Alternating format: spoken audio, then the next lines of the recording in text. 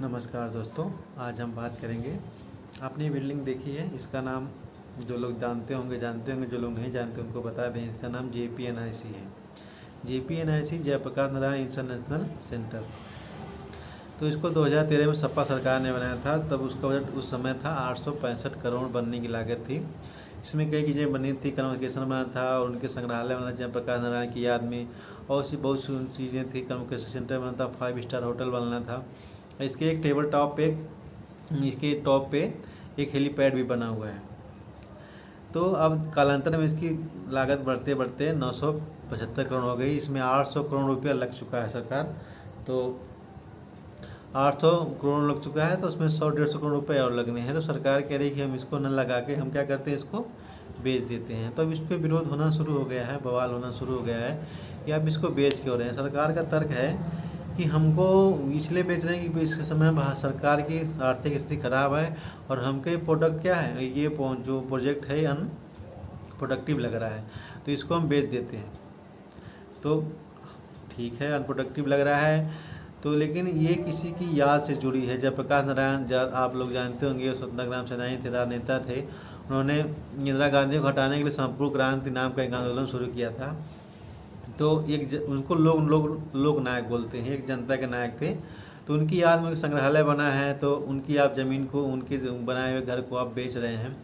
कहा जाता है कि बाप दादों के पुरखों को बचा के रखा जाता है। तो हम सरकार से अपील करेंगे कि सरकार भी उसको बचा के रखे और इसको बेचने का प्रयास न करे। जो आप कहते हैं कि भ्रष्टाचार का पराकाष्ठा बनने में हुई है, ठीक है, हुई होगी, अब उसकी जाँच करिए। आपको याद होगा कि लखनऊ में कुछ ऐसी बिल्डिंगें बनी हैं जो पूर्व सरकार ने बनाई है, लेकिन सरकार अब उसका उपयोग कर रही है और जनता भी उसका उपयोग कर रही है।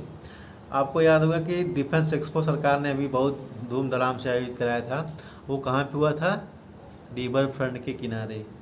सरकार कहती है रिवर फ्रंट भ्रष्टाचार का है। ठीक है, भ्रष्टाचार हुआ होगा, मैं नहीं जानता कि इस मैटर में हुआ या नहीं हुआ, उसको जांच कराइए। लेकिन जो चीज़ें बन गई हैं, आप उसको बेचने की कोशिश न करिए। उसको क्या है, बचा के रखिए, उसमें आप अच्छा कर सकते हैं।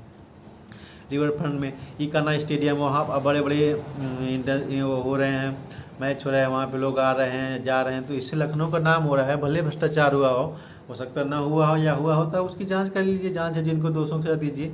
लेकिन हाँ, ये नहीं कि अब उसको बेचना शुरू कर दे, अच्छा इसको भ्रष्टाचार में बना, इसको हम बेच देते हैं। ऐसे ये एक गलत धारणा है, ये देशपूर्ण धारणा है, ये अच्छी धारणा जनता के प्रति नहीं है। अब आते हैं दूसरी, ये फोटो आप देखेंगे, ये इसका नाम है शान-ए-अवध।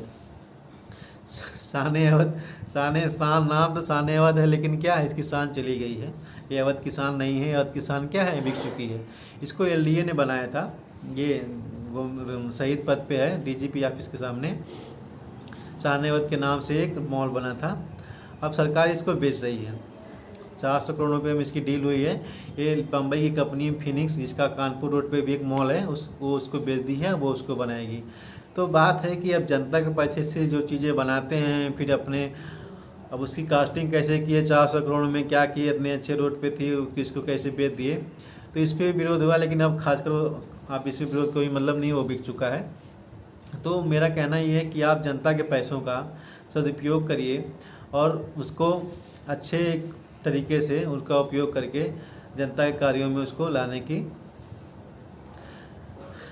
एक चीज़ और आपको बता दें कि ये जो बिकते हैं सरकारी संपत्तियां, ये कैसे बिकती हैं, ये इनकी खरीदार पहले से फिक्स होते हैं कि किनको खरीदना है, कौन इसको मतलब बिकेगा तो किसको खरीदे कौन। तो वो करता क्या है, खरीदने वाला वो कहता है कि सरकार से ही कर्जा लेता है। जैसे अब मान लो JPNIC बिकने वाला है, तो खरीदने वाला सरकार से ही कर्जा लेगा कि हम इसको खरीदना है, हम कर्जा लेते हैं आपसे, और फिर सरकार से कर्जे ले, यानी जनता के पैसे लेके जनता की चीज़ें, ताकि जनता के पैसे से ही जनता की ज़मीन को या उसके संसाधनों को खरीदता है। तो ये तरह का एक सिस्टम बना हुआ है। तो हम चाहते हैं कि सरकार इस तरह में इसमें कुछ ध्यान दे और इसको JPNIC को न बेचे, तो ये अच्छा होगा। आप क्या सोचते हैं, आप कमेंट में लिख के बता सकते हैं।